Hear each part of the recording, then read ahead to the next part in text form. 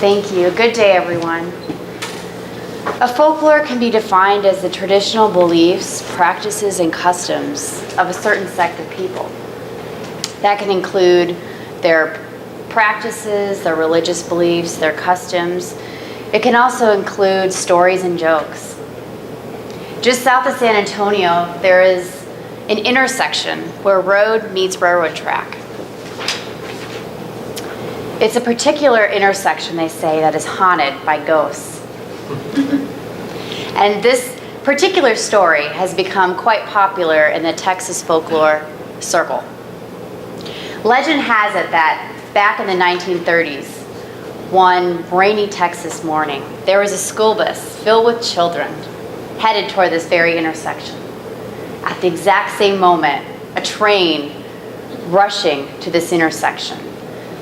Rumor has it that the engineer spots this school bus.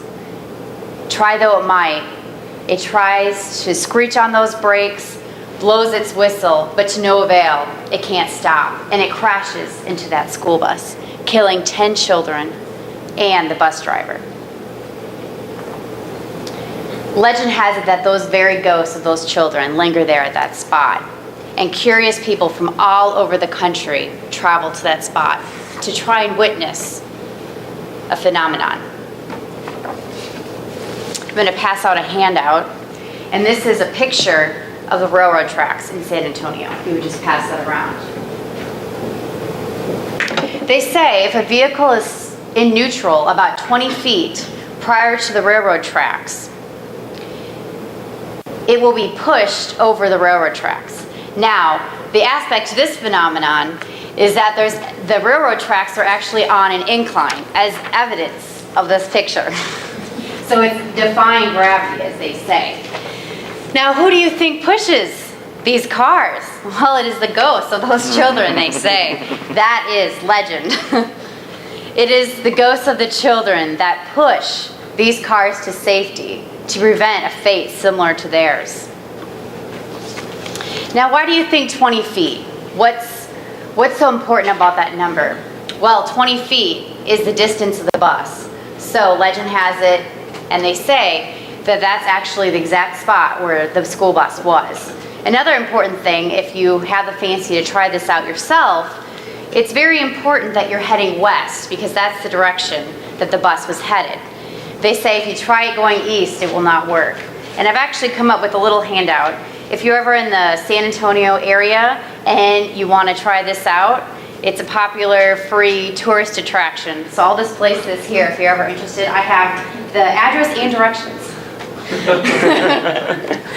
Now the second half to this phenomenon is that, the first one I said is, it's going in an uphill angle. There's an incline, right? So that defies gravity. The second aspect of this phenomenon is that they say if you place a light powder, such as talcum or even a baby powder, on the trunk or even the bumper, that fingerprints will appear. They say it's the children's hands. Other variations of this story include no powder at all. And if you go in the early morning where there's the morning dew, you'll see the fingerprints in the dew. Now, of course, there's always the skeptics, right? I'm not saying this is truth or fiction. I'm letting you decide.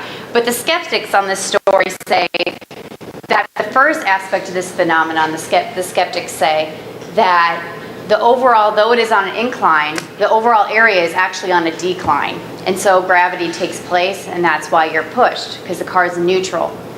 Now, skeptics describe the second aspect of this phenomenon is that cars are dirty.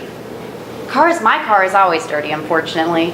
And so there's lots of oil on your car. And if you just place powder on your car, there's going to be some places where the powder is soaked up and it's going to make a little mark. So the skeptics claim that it's not children's fingerprints. So now I'm going to pass around this picture. It's apparently it's one of the children that's a ghost. And at the railroad tracks. So I'm going to pass that around. You decide. That's cool. Yeah, it'd be a fun trip. Now, I'm sure as you would think, a lot of people are curious about this. People from all over the country travel to this area, to this one specific intersection to try it out themselves. This is particularly popular in the San Antonio area with high school kids, which can bring a lot of mischief and trouble, unfortunately, and some crime to this area.